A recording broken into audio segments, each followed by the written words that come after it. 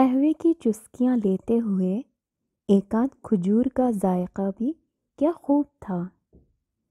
دونوں دھیرے دھیرے باتیں بھی کرتے جا رہے تھے۔ یہ انداز اس سے پہلے کبھی ایسا نہیں تھا۔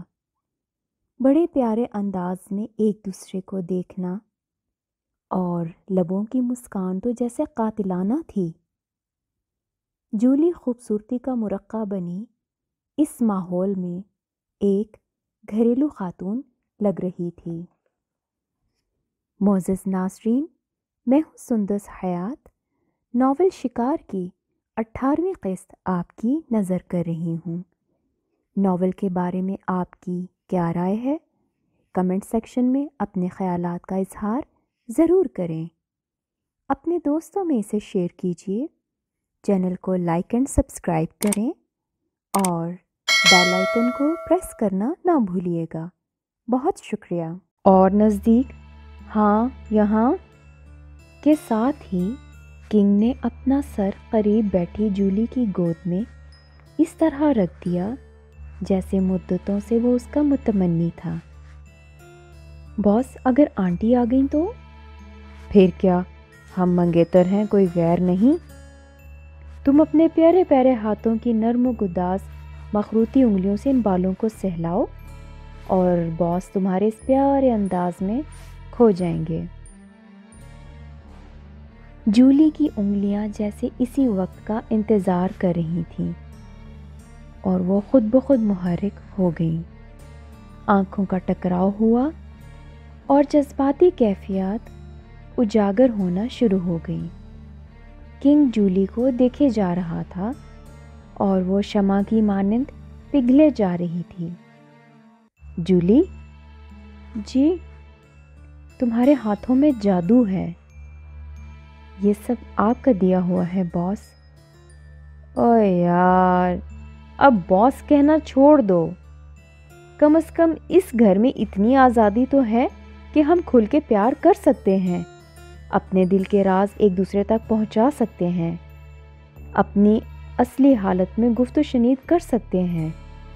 قید کی زندگی سے آزادی ملی ہوئی ہے، اور تو اور وہ خفیہ کیمرے جو ہر لمحے ہمارا خون خشک کیے ہوئے ہیں، کم سے کم ان سے چھٹکارا تو ملا ہوا ہے۔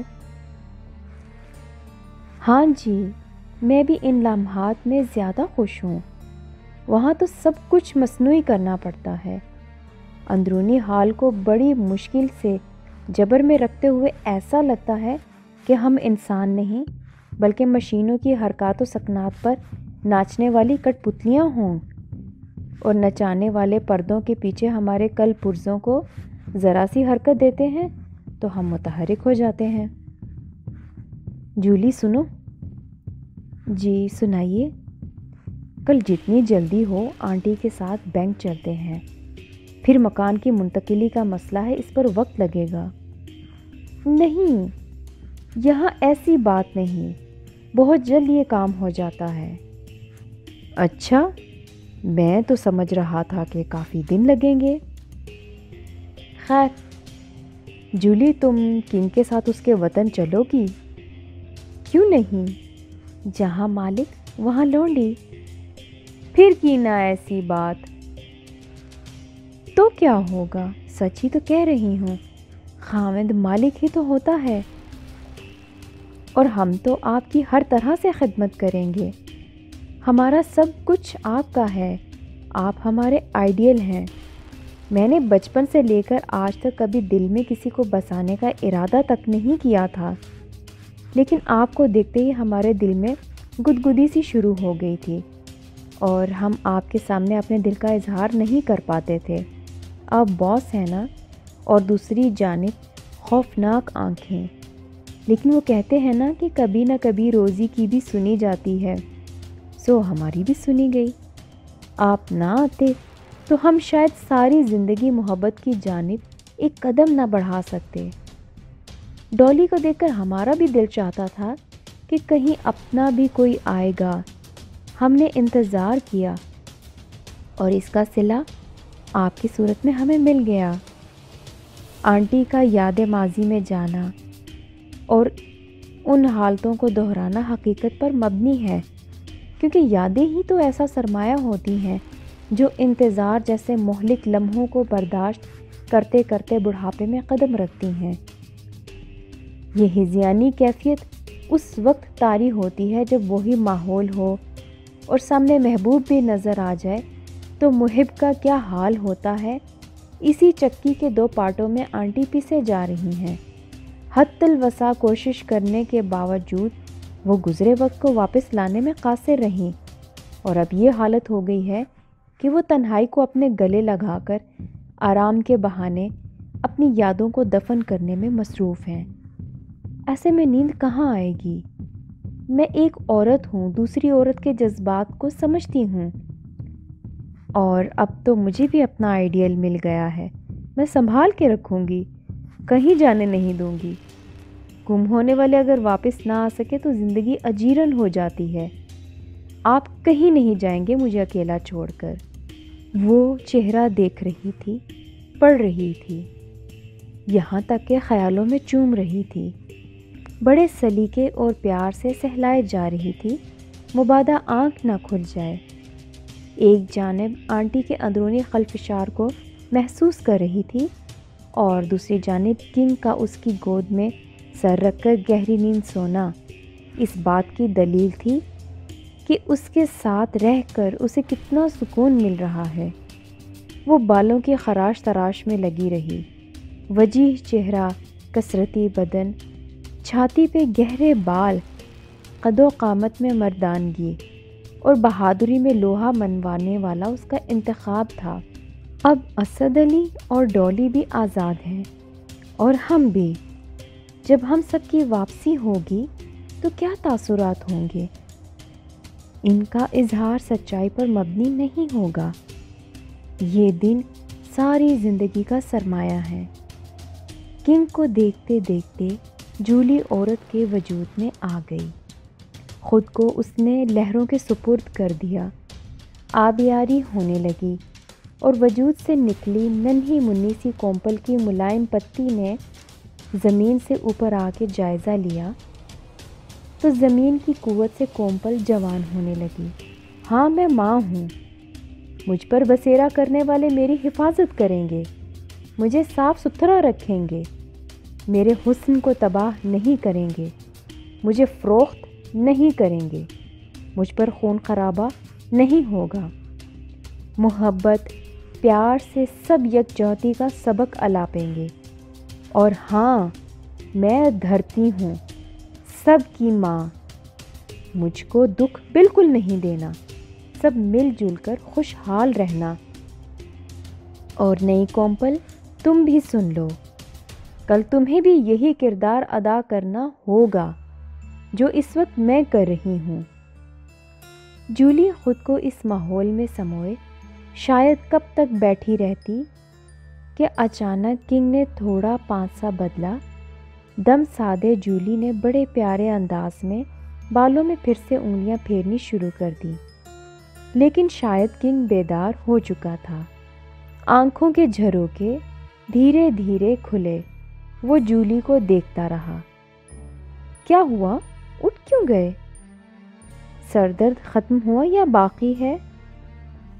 ارے، آپ کا ہاتھ لگے اور سر کا درد باقی رہے، یہ کیسے ممکن ہے؟ آپ کی طبیعت بہل گئی ہے یا نہیں، یہ بتائیے پہلے۔ جی، اب تو بالکل تندرست و توانا ہوں۔ باس، سچی بتائیے، اس سے پہلے بھی کبھی درد سر ہوا یا پہلی بار تھی؟ کنگ کی مسکراہٹ اس بات کی تصدیق تھی کہ اس کا پہلا تجربہ تھا۔ آنٹی نہیں آئی اب تک؟ جی نہیں باس۔ کیا خیال ہے ان کا پتہ کریں؟ جی، میں تو نہیں جاؤں گی ان کے کمرے میں بنا بلائے، جب انہوں نے منع کر رکھا ہے تو پھر کیا ضرورت ہے آبیل مجھے مار پر عمل کرنے کی؟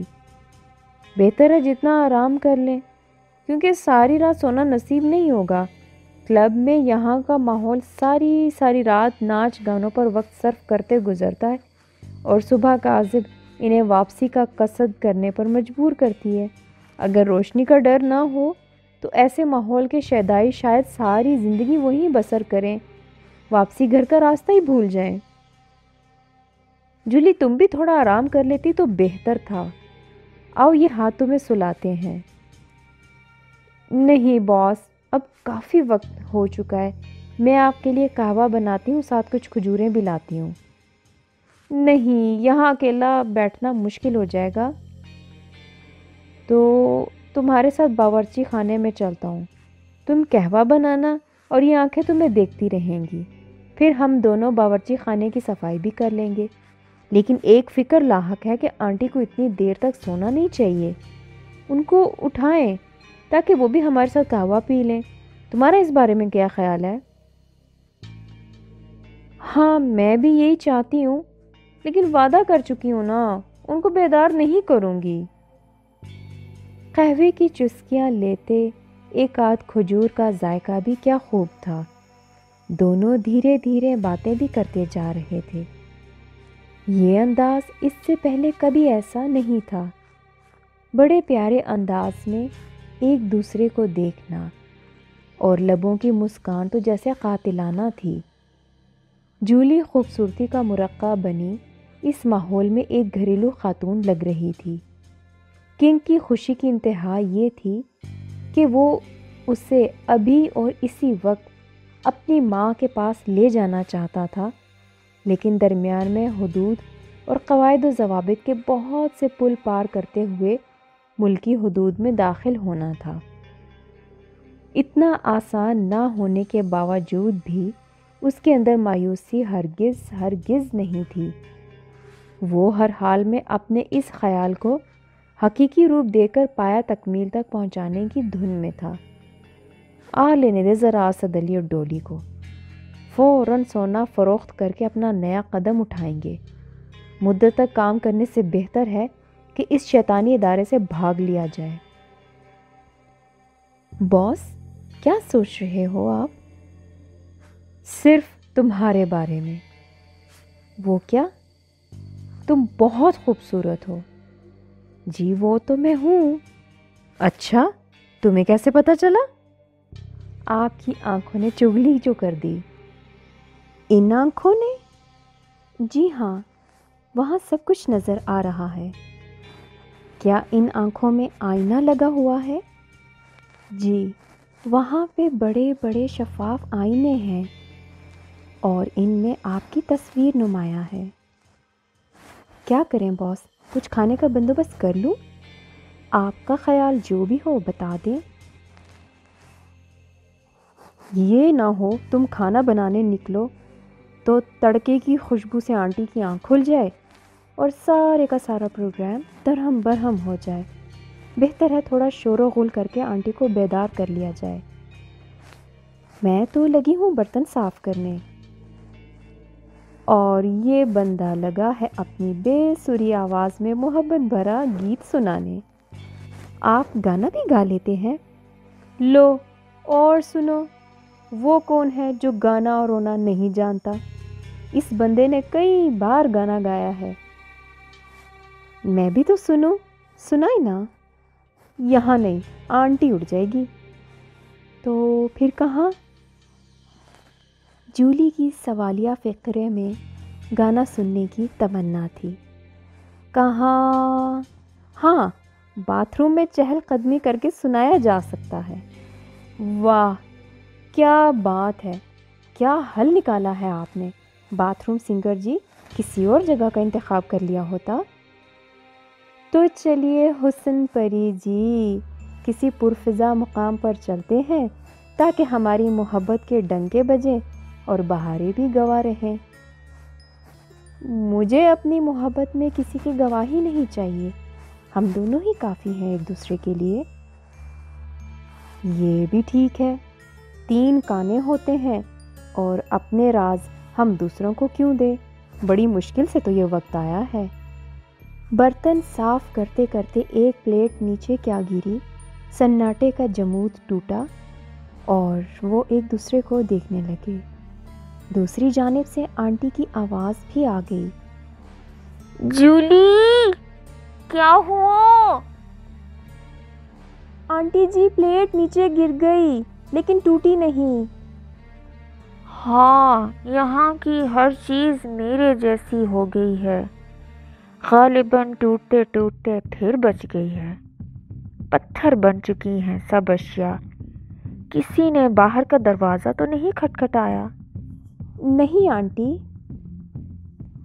اچھا ہوا، ورنہ خود کو بچانا مشکل ہو جاتا۔ بہت سے سوالات کرنے والے مثبت حل نہیں نکالتے، الٹے منفی خیالات اپنی طرف سے مزید سمو کر معاشرے میں جراثیموں کی طرح پھیلا دیتے ہیں جن کا سدباب ہی نہیں ہو سکتا۔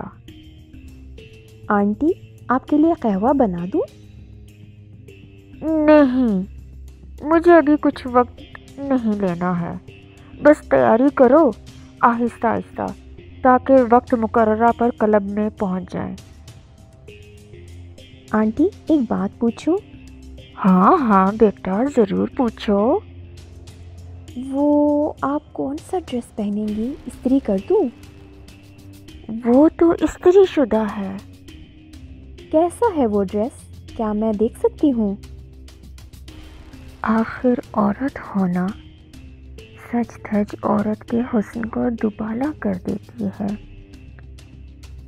اور آج ہمیں پورے طور خود کو نمایاں کرنا ہوگا۔ تمہاری ماں کے ہاتھ کا خریدا جوڑا تمہارے لیے موجود ہے، تمہاری شادی کا جوڑا۔ کتنا خوبصورت ہے یہ۔ مجھے اور تمہاری ماں کو خبر ہے یہ جوڑا شادی کا ہے نا، اور آج تمہاری شادی کی پہلی رسم منگنی میرے لیے تمہاری شادی ہی کا دن ہے۔ کون جانے کل کیا ہو، میں آج ہی سمجھ لیتی ہوں کہ تمہاری شادی ہو رہی ہے، اور اپنے ہاتھوں سے یہ جوڑا تمہیں زیب تن کروں گی، ہلکی ہلکی سروں میں گیت بھی گاؤں گی۔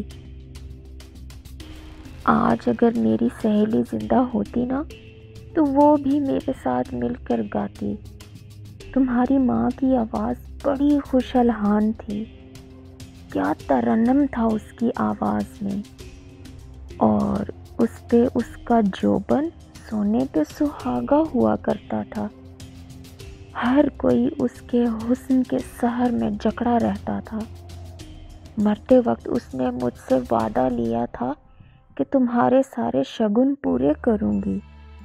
میری ہاں پر اس کے ہاتھ کی گرفت ڈھیلی پڑ گئی تھی، اور میں اس کے پرسکون چہرے کے اثرات سے متاثر ہوئے بنا نہ رہ سکی، جس نے ایک وعدہ لیتے ہی آرام کی زندگی میں قدم رکھ لیا، اور میں اکیلی اسی دن کے انتظار میں چلتی رہی، جلتی رہی، بجھتی رہی، اور کبھی کبھار سوچوں کی عمیق گہرائیوں میں جو کہ مکڑی کے جال کی مانند الجھی ہوئی تھی خود کو قوت دیتی رہی تاکہ وعدہ وفا کر سکوں۔ پھر کیوں نہ آج اس وقت کو غنیمت جان کر آزاد ہو جاؤں، تاکہ دلہن بننے کا جوڑا سب کو دکھاؤں، عربوں کی ریت اور رسم و رواج کے عین مطابق بنایا ہوا قیمتی جوڑا، تمہاری ماں کے ہاتھوں سے خریدا ہوا خوشی کا لبادہ۔ آؤ، آ جاؤ، اور تم بھی آ جاؤ، اپنی منگیتر کا لباس دیکھ لو، کیونکہ تھوڑی دیر میں وہ تنزیب کرے گی تو اور خوبصورت لگے گا یہ جوڑا۔ کبھی سوچا ہے تم نے یہ شادی کا جوڑا کتنا مہنگا پڑتا ہے؟ گھر بار، والدین، سہیلیاں اور بچپن کی سب یادیں چھوڑ چھاڑ پیا کے دیس جانا پڑتا ہے، نہ جانے مستقبل کیسا ہو۔ خیر چھوڑو اس بحث کو۔ دیکھو جولی، یہ ہے اصلی تلے کی کڑھائی والا خوبصورت جوڑا۔ تم نہا دھو کے اللہ کا نام لے کر پہن لو، پھر اپنا حسن آئینے میں دیکھنا۔ مجھے تو پورا یقین ہے آئینہ ٹوٹ جائے گا۔ ویسے آئینے کا ٹوٹنا کچھ اچھا شگن نہیں ہوتا، لیکن تم مجھے بن ٹھن کے اپنا آپ دکھانا، میں تمہیں تمہاری ماں کی آنکھوں سے دیکھوں گی اور بلائیں لیتی لیتی تمہاری سدا جوڑی قائم رہنے کی دعائیں مانگوں گی۔ روپہلا سفید جوڑا عربوں کی خاص نشانی ہے۔ دلہن کا روپ نکھر آتا ہے۔ میں نے اس جوڑے کو اپنی زندگی میں کئی بار قریب سے قریب تر دیکھا ہے، بس مجھ سے یہی غلطی سرزد ہوتی رہی کہ خود کو بنا سنوار کے سنگھار کیے اس کے سامنے آ گئی، اور پھر میرا عکس مجھے دیکھنے لگا۔ جی بھر کے ناز و انداز میں دیکھتے دیکھتے وقت گزر گیا اور شیشے پر گرد و غبار نے قبضہ جما لیا۔ اب ان دھندلکوں میں خود کو کیا دیکھ پاؤں گی؟ جس سے حسن دیکھنا چاہیے تھا وہی نہیں آیا۔ اب تک شیشے میں اپنا عکس دیکھتے دیکھتے ہمت جواب دے گئی ہے۔ تم جولی کو دیکھنے میں عجلت سے کام مت لینا۔ حسن کی تعریف نہ کی جائے تو تمام تر جاذبیت ختم ہو کے رہ جاتی ہے۔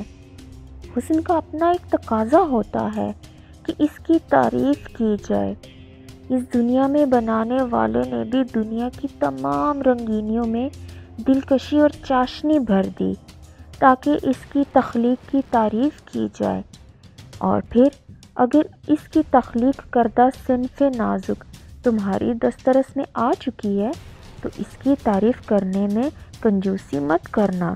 انداز بیاں اگر اچھا ہو تو جس کی بات کی جائے اس کی ساکھ بڑھ جاتی ہے، قدر و منزلت میں برتری ہو جاتی ہے، دنیا میں ایک مقام بن جاتا ہے، اور قربتوں کے احساس میں مثبت پہلو نکل آتے ہیں۔ دو جسم ایک جان ہو جاتے ہیں اور نوید نو کا اہتمام کرتے ہیں۔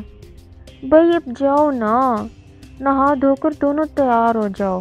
اب میرا لیکچر اگر سنتے رہے تو بوڑھے ہو جاؤ گے، مگر بات ختم نہیں ہوگی۔ جولی، یہ دیکھو میرا شادی کا جوڑا۔ ہاں آنٹی، آپ آج یہی پہنیں گی۔ اس کی میناکاری اب زنگ آلود ہو گئی ہے۔ کوئی بات نہیں، لائیے آنٹی، میں اسے صاف کر دیتی ہوں۔ یہ تو صاف کر لو گی، مگر میری جوانی واپس کیسے لاؤ گی؟ کس نے کہا آپ کو کہ آپ بوڑھی ہو چکی ہیں؟ وہ جادوگرنی جس کے پاس ہم گئے تھے نا، اس نے موازنہ کر دیا تھا۔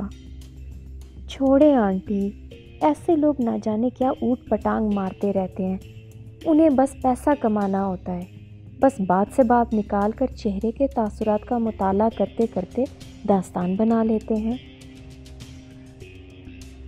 بیٹا، داستانیں ہی تو ماضی کی عکاس ہوتی ہیں جولی۔ تم اپنی داستان کی ڈوری اپنے ہاتھ میں رکھنا، کبھی ڈھیلی نہ ہونے دینا۔ ٹھیک ہے آنٹی، آپ کی رائے کو مقدم رکھوں گی، بس آپ آج یہی جوڑا پہنیں گی۔ چلو جیسے تم کہتی ہو مان لیتی ہوں، لیکن میری بھی ایک بات ماننا ہوگی۔ کیوں نہیں آنٹی، کہہ کے تو دیکھیں، میں جوڑا پہن لیتی، مگر تمہارا منگیتر تمہارا ہاتھ تھامنے سے پہلے جھک کر میرا ہاتھ تھامے اسے چومے گا۔ کیوں نہیں آنٹی، باس ایسا کر لیں گے۔ اچھا، تو ایک یادگار تصویر بھی میرے ساتھ بنوانی ہوگی جس میں اور تمہارا منگیتر ہوں گے، اور تم اس تصویر میں شامل نہیں ہوگی۔ ٹھیک ہے آنٹی جی۔ جولی قدرے پریشانی کے عالم میں تھی۔ بات یہیں ختم نہیں ہو رہی تھی۔